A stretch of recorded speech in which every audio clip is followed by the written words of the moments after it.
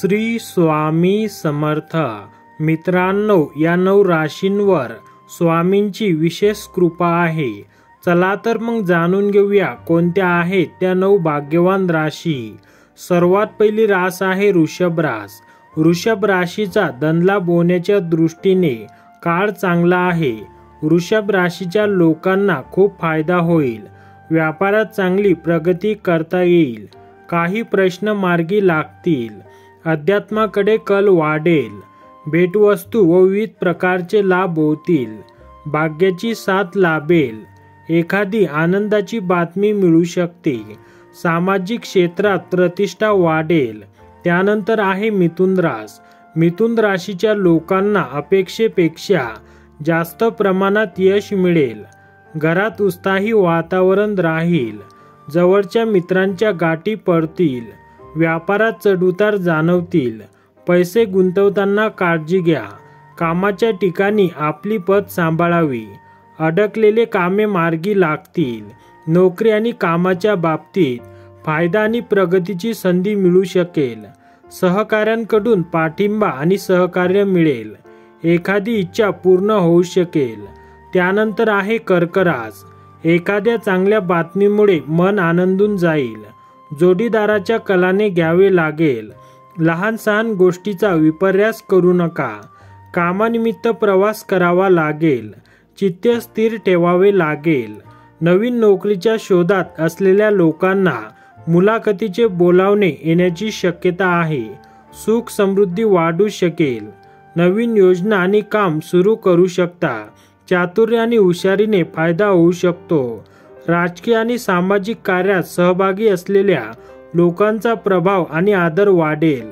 वडिलोपार्जित मालमत्तेतून तुम्हाला फायदा होऊ शकतो. त्यानंतर आहे कन्या रास.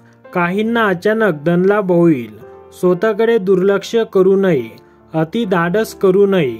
बुद्धिमत्तेचा आणि कार्यक्षमतेचा फायदा होऊ शकेल. करिअरबद्दल मोठा निर्णय घेण्याची वेळ येऊ शकते. कामाच्या ठिकाणी प्रभाव आणि आदर वाढेल. अनपेक्षितपणे पैसे कमवण्याची संधी मिळू शकते. भेटवस्तू मिळू शकतात. भावंडांकडून अपेक्षित सहकार्य मिळू शकेल. काही नवीन मित्र बनू शकतात. कामाचे नियोजन सुरळीतपणे पूर्ण करू शकतील. भौतिक सुखसोयी मिळाल्याने आनंद व्हाल. त्यानंतर आहे तुळ रास. तुळ राशीच्या लोकांच्या आयुष्यात आनंददायी घटना घडतील. ओळखीचे वर्तुळ विस्तारेल. काही चांगली बातमी मिळण्याची शक्यता आहे. भावंडांकडून फायदा आणि पाठिंबा मिळेल. एखादी इच्छा पूर्ण होऊ शकते. भौतिक सुखसोयी मिळाल्याने आनंद होईल. मित्रांकडे मदत मागितली तर ती सहज मिळू शकेल. मुलांकडूनही आनंद मिळू शकेल. त्यानंतर आहे धनुरास. धनुराशीच्या लोकांना चांगले अनुभव येतील. कार्यक्षेत्रात तुमचे नाव होईल. घरात खेळीमेळीचे वातावरण राहील. तुमचे मुलं खूप प्रगती करतील. आर्थिक लाभ होतील. गुंतवणुकीतून भविष्यातील फायदे मिळण्यावर भर राहू शकेल. वडिलांकडून आणि मोठ्या भावंडांकडून सहकार्य आणि लाभ मिळू शकेल. प्रॉपर्टी व्यवसायात गुंतलेल्या लोकांना चांगला सौदा मिळाल्याने आनंद होईल. त्यानंतर आहे मकर रास. मकर राशीच्या लोकांच्या मनात सकारात्मक विचार राहतील.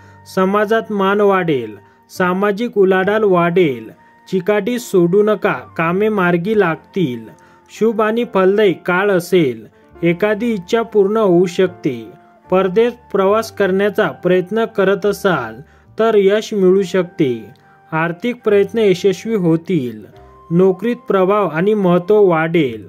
मित्र आणि नातेवाईकांना भेटण्याची संधी मिळेल. एखादी चांगली बातमी मिळू शकेल. शुभ कार्यात सहभागी होण्याची संधी मिळू शकते. त्यानंतर आहे कुंभ रास. घरात खेळीमेळीचे वातावरण राहील. व्यवसायात अनुकूल वातावरण राहील. आध्यात्मिक बळ वाढेल.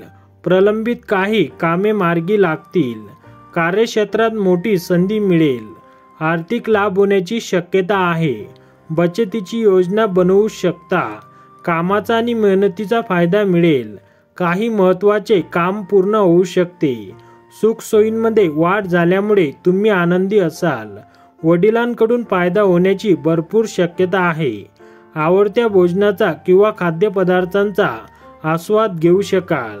तर मित्रांनो, तुम्ही जर आपल्या चॅनलवर नवीन असाल तर आपल्या चॅनलला सबस्क्राईब करा आणि व्हिडिओला लाईक करायला विसरू नका।